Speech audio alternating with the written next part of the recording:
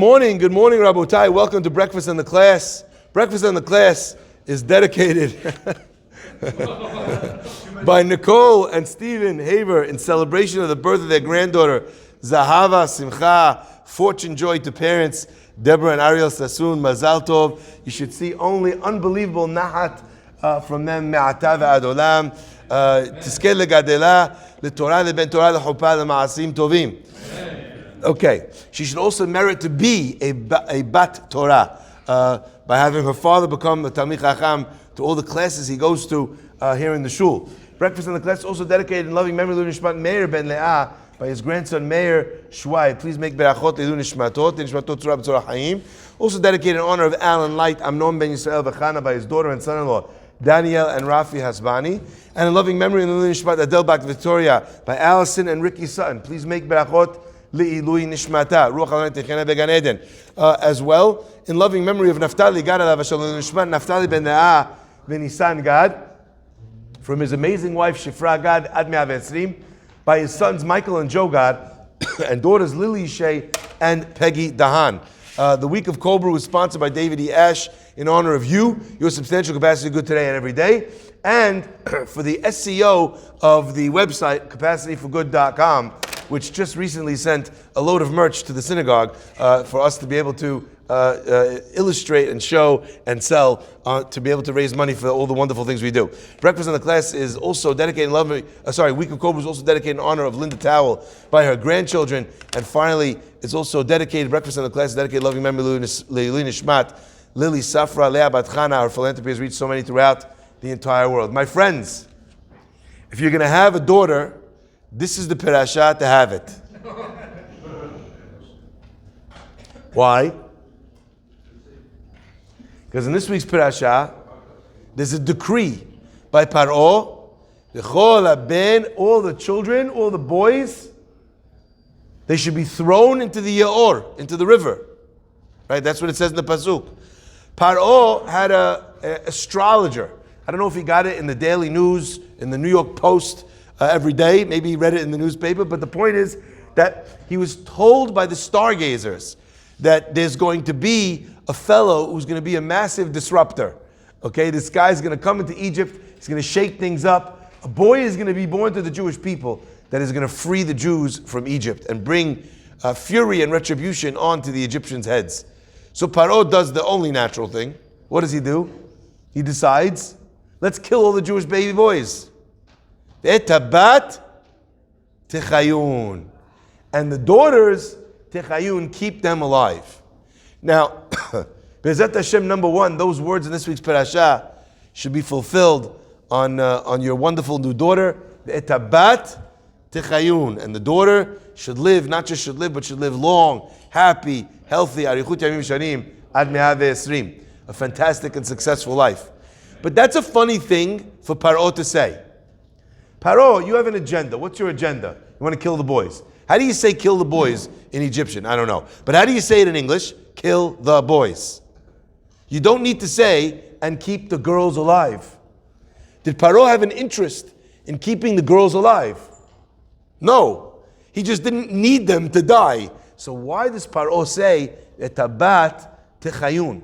So there's a very famous answer to this question. The answer was given by the mother of the Netivot. She gave this answer. She asked this question. The Haggadah makes it sound like this guy, Paro, is a pretty good guy. Because Lavan tried to kill everybody. And Paro only made a gezerah on the boys, not on the girls. What kind of, was that make him a hero? Was he get into the non-Jewish Jewish Hall of Fame? For that, why is that? The answer is, the reason why we're making a big deal out of it is to illustrate that Paro's genius, his evil genius, recognized something. He knew that the Jewish people had a very powerful God behind them, and that their God had promised that the Jewish people would never be wiped off the face of this earth. So Paro knew that Lavan made a simple mistake. You can't kill the Jews. They're unkillable. You can't get rid of them. So what do? Instead of killing the Jews, because that doesn't work, they have a promise from God that they'll live forever, that they'll be around for all eternity. What do? Keep the girls alive. If the boys are gone, but the girls are alive, who are the girls going to marry? The Egyptian men. What education will they get in their home? Egyptian pagan beliefs. So you'll have a Jewish kid, in the words of the late, in the words of the late comedian Jackie Mason, crucifix Finkelstein. That's what you're going to have. You're going to have a kid who's Jewish, so technically, God's promise, it was kept, still Jews around, but they'll be raised by Egyptian fathers. So even though halachically they'd be Jewish, God's promise is kept, but practically, you will have wiped out the Jew. My friends, even though I only have one. No, I'm joking. My friends, I want to point out that this idea, ve'etabat techayun, it was true then, and it's true now. You have so many Jews that bar minan, unfortunately, that they're Jewish, 100% halakhically Jewish. You know, sometimes I have situations where someone will come up to me and they'll tell me, Rabbi, you know who my great-grandfather is? My great-grandfather was the Shulchan Aruch. My great-grandfather was, David HaMelech. We trace our lineage. Rabbi, you don't know. I trace my lineage. I'm a Kohen all the way to Avraham Avinu. All the way, to Aaron HaKohen. Wow, they're so proud, of their heritage. But there's a very famous line. There was a rabbi who's sitting in his table, and the guy comes in. My father is.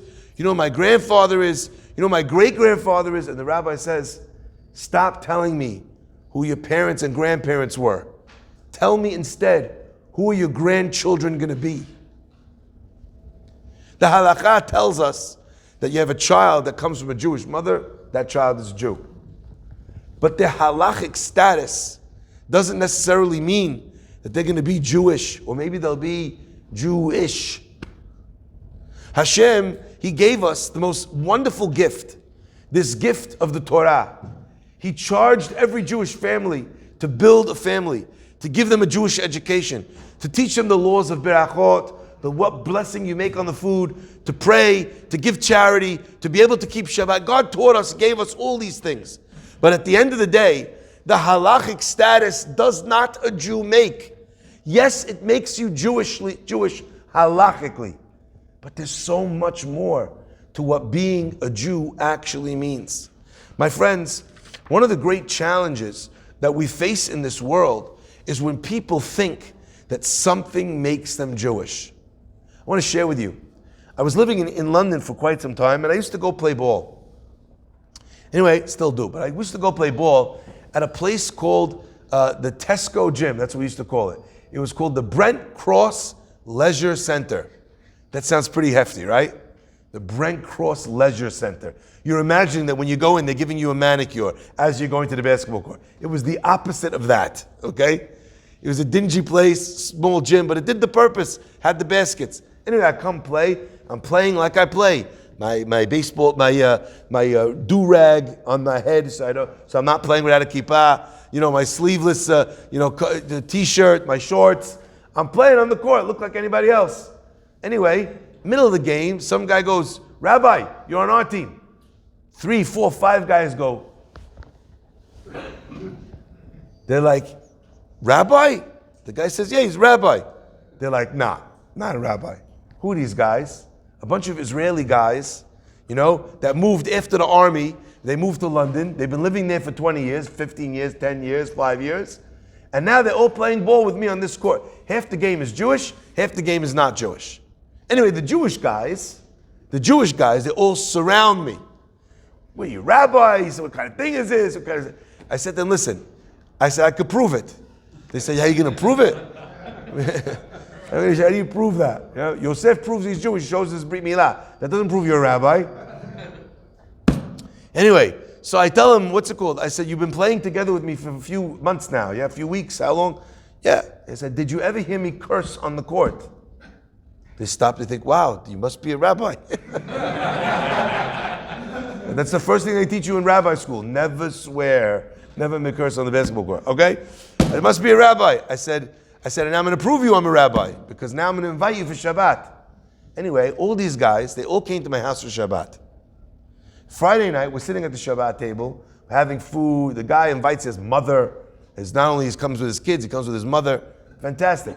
Anyway, at the meal, we're all relaxed, we're all having a good time. One of the mothers raises her hand. She says, "Can I say something?"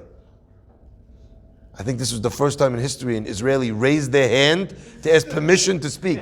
I don't think that happens usually. Right, Sima? Is that correct assessment, Simon? Okay. So she raised, she says, "Can I say something?" Sure, Fada. She says, "You know, I grew up and I raised my children on a kibbutz called Shomot Are We Jewish. The most anti-religious kibbutz in all of Israel. We were raised to hate every religious Jew in Israel." She said, "If you told me that one day I would be in a rabbi's house eating a Shabbat meal in a rabbi's house, kosher food, I would never in a million years believe you. If you told me I would be at that meal with my son and my granddaughter, I would have told you were smoking crack." Do you smoke crack? Is that a thing? Okay, I'm not sure. Okay? Yeah, that's also, they teach you that in rabbi school too. Okay? You're out of your mind. What are you talking about? She said, "But I have to tell you, I quite enjoyed it." Anyway, the next guy goes, he says, "You know what? I wasn't Shomot Are We Jewish, but I was the other kibbutz." I don't know the names of all the kibbutzim where, they're anti-religious. But each one was from a more anti-religious kibbutz than the next. And the amount of Judaism that they knew was shocking. The Hebrew is fluent. They grew up in a Jewish country. They knew nothing. If I tell you nothing, it was a studied apathy. It was a lack of knowledge which was there on purpose. They were so anti, and a few of them actually throughout the meal started crying that they never knew that this is what Shabbat feels like. They imagined these guys that threw rocks at them yelling Shabbat. They thought that's what Shabbat was. You get rocks thrown at you. But here you're having a nice meal, chicken soup, a little bit of whiskey, whatever you're going to have at the meal. Enjoy yourself. It was beautiful, sharing words of Torah. By the end of the meal, they're all crying at my Shabbat table. My friends, I asked them, I said, "You all asked one question. What was your question? What are you doing in the house of a rabbi having Shabbat if you were raised to hate this?" I said, "You know what the answer is? Your whole life, you lived in Israel. And in Israel, that's how you felt. But when you came to America, all of a sudden, something changed. They're like, 'You're right, I would never do this in Israel.' I said, 'You know why? Because when you're in Israel, your Jewish identity is supplanted by being Israeli. Your national pride, your country-driven identity takes over your Jewish identity. So you don't feel a lack, you don't feel missing out on Judaism, because your Judaism is your Israeliness. Your Judaism, your religion is going to the army. I'm not saying that shouldn't be part of a person's decision to defend their country, 100%.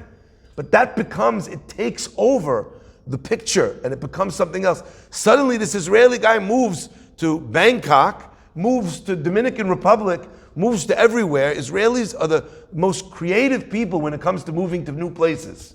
They'll go anywhere. Legit, they'll go anywhere, they'll plant themselves. It's fantastic, okay? But then they go there, and what happens? Nafshi cholat ahavatecha. All of a sudden, you don't have being Israeli as your identity. You don't have holidays, but you also don't have the new holidays that you instituted. Yom Ha'atzmaut, Yom HaZikaron, right? You don't have those days anymore. Yom HaShoah. If you ever see a secular Israeli stand at attention when the siren blows, you know what that looks like? That looks like a religious Jew standing in shul when the shofar blows. For them, that has become a religion. But when they don't have it, suddenly, who am I? I'm not like that guy. I'm not like that girl. Who am I? My friends, what Paro understood was something that was very powerful. That if he could just swap the husband out, let them be halachically Jewish, but have the Egyptian dad bring home all the Egyptian customs, what would happen to this kid? Slowly but surely, his religion would get supplanted by something else. Someone asked me, Rabbi, what's wrong with celebrating Thanksgiving? What's wrong? I want to have a Christmas lunch. It's a big thing, by the way. Xmas lunch for Jews somehow became a thing. And of course, there's halachot. You have to eat Chinese food. Has to be this hot. You have to heat it up before Xmas. You're not allowed to put it on the hot plate. But if you ask the goy can put it on the hot plate. But you can't ask him to do it on Xmas because it's a holiday for him. So you have to tell the goy, and he tells another goy who's not Christian to do it because he doesn't keep Xmas. And then it's mutar according to all the opinions, even Bet Shammai. Right? Someone asked me, well, it says anywhere I'm not allowed to get together with my family on Xmas and have Chinese food? What's wrong with that, Rabbi? Why can't I have turkey on Thanksgiving? Is it the Chukot HaGoyim? Is it Asur? My friends, I don't know. I'm not telling you that it's Asur. I'm not even telling you not to do it. I'm just telling you, beware things that supplant your religion, that become something new, which creates a different identity than the identity of what it means to be a Jew. Because Paro understood that that was the way that he could wipe out the Jewish people and no one would say boo. We have lost more Jews to Achi, to the brother, than to the nature of Esav. Yaakov Avinu says, save me from my brother, save me from Esav. And Rashi, explaining the words of Chazal, says, save me from the brother who's trying to kill me, who's trying to murder me because I'm a Jew. But also save me from the brother who's trying to be a brother, who wants to let me do everything I want to do, who wants to empower me with all my rights. The only thing he wants, like Achashverosh, why don't you come to my parties? Why don't you be part of my culture? Why don't you be part of my society? And is there a problem to be Jewish and American? No. But did you ever notice that people start calling themselves an American Jew? American Jewry? Which word came first? It's the question that modern Orthodoxy has had to grapple with for the last 50, 60 years. A modern Orthodox, they say, right? Modern Orthodox. Are you an Orthodox person living in the modern world? Are you Orthodox modern or modern Orthodox? What happens when there's a conflict between those two things? Which one wins out? What's more important? So every time we sit in the Bet HaKnesset and someone goes up to the Torah to name a daughter, or someone has a Brit Milah and they have a baby boy sitting on their lap, Yikareh Shemo B'Yisrael, and they call out his name in Israel, and the father whispers the name to the rabbi saying the beracha, and the rabbi shouts it out for the first time for everyone to hear, and the Jewish baby's name is being called out in the synagogue. I always think to myself, I pray in my heart of hearts, this child that was just introduced to the world, that was just given a Jewish name, Hashem, Zeh Katan, Zeh Katon, this young one, Elohim Yigadeleu, God should raise. Kishem shenichnas laberit, just like you brought her into this world, just like you brought him into the Brit. Ken yikanes leTorah lechupa lemaasim tovim. So too should he merit to come into Torah, chuppah, married, you got a beautiful Jewish family, maasim tovim. But my friends, today more than ever before, whether the end of that beracha comes to fruition is up to you. It's up to you, Dad. It's up to you, Mom. It's up to you, grandparents. Because it used to be that you almost didn't need to raise a Jewish child. You know why? Because even if you didn't tell him what to do, he's surrounded by other Jewish kids. The village would raise him. You lived in a place called the ghetto where only Jews were allowed to live, the Jewish quarter. But where do we live now? Wherever we want. Where do we send our kids to now? Wherever we want. Right? Is there a school out there that a Jew can't get into? Let me know. We'll get it shut down. My friends, is there such a, doesn't exist. And this thing that you're watching this on, this phone, or this camera, or this computer, excuse me, you know what it's done? Even if you live in the most religious neighborhood, even if the person in front of you is Jewish, behind you Jewish, right side of you Jewish, left side of you Jewish, because you live in Flatbush, or you live in Lakewood, suddenly, your child does not live at home anymore. This thing, you know what it did? It created an artificial environment.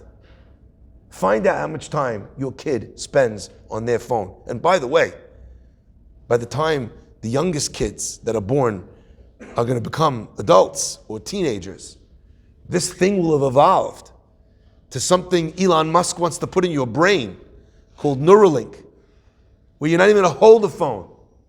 How will you keep your house, your influence, your Judaism? How will you ensure that your child gets what they need to get? Osmosis is out the window. They're spending more time on TikTok and on Instagram and on everything else than they're spending in school and sitting at your Shabbat table. So today, more than ever before, it is important that you and I should double down and make sure that the lessons we want our children to know and our grandchildren to know are lessons that we spent the time making sure that they had. Because otherwise, what will you have? You have a kid that was halachically Jewish, but for all intents and purposes, is nothing else. May Hashem bless us to pay attention. May Hashem bless us to be able to pass along ancient traditions and values to the next generation, and to be proud that our great-great-grandchildren were raised in the same tradition as our great-great-grandparents. Baruch Adonai Le'olam. Amen ve'amen.